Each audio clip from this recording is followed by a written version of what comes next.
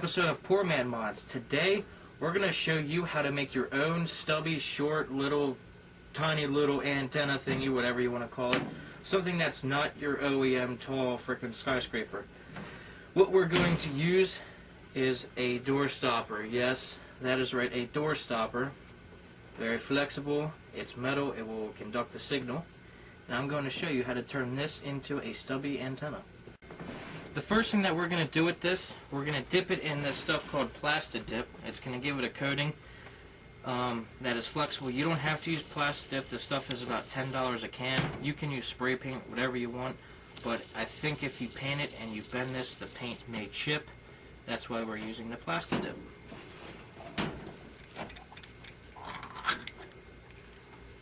And use the screw that came with it. Put it in the top and you can use it as a little handle when you dip it.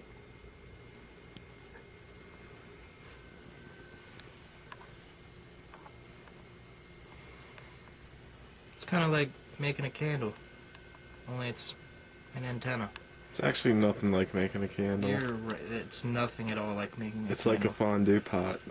Yeah, only it's not chocolate, it's rubber. And now we sit and wait for the PlastiDip to dry on that piece. Now that we got the antenna dipped in the PlastiDip, we have to dip the base in it as well because you don't want this to rust and make the base of your antenna on the car look like crap. So we need to prevent it from rusting, and the way I'm going to dip it is with this very small Allen key, and I'm going to submerge it all. Oh, it's gone. And look at that. Fondue. Fondue. Poor man mod. And like I said, you don't have to use PlastiDip. You can use paint or not even coat it, but if you don't coat it, it most likely will rust, and if you use paint, it most likely will chip. So PlastiDip is probably your best bet. Now I'm going to sit here and wait for this thing to stop dripping. Another thing that we have to get to make this antenna work is a bolt to thread into the existing antenna thingy-mabob or whatever it is. And that bolt is right there. I don't know the exact thread pitch or whatever, but I know it will thread into where my antenna goes. And we put that bolt through this base, and it threads right into the car, and it'll stay there, and it'll be a stubby antenna. And it cost about, it was $1.50 for the door stopper. I found that bolt laying in my house, so that was free, and it's $10 for PlastiDip, and you don't need PlastiDip. So this could only cost you $1.50. Hell, you could even take that off your front door or whatever and use it and make your parents angry, or your wife angry, or your whoever lives with you angry, and it would be 100% free. But I decided to buy it and use a new one and show you guys how to do it. Well, we waited about 3.5 years for this stuff to dry. This one is finally dry, and now there's a hole in the top from where I had the screw to hold it.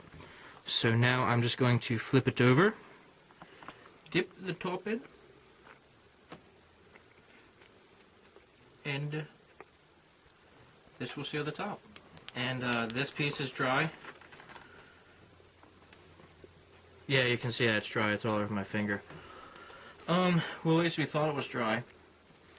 But as soon as it dries, it will be ready to put on the car, and we'll have a stubby antenna. Okay, so the antenna has finished drying. It's completely rubberized. There's no hole in the top anymore. This thing is ready to go on the car.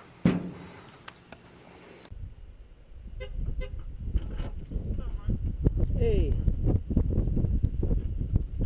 I'm going to give you an idea of how well the stubby antenna works. Keep in mind this radio station is about 50 miles away, and that little guy is picking up this signal.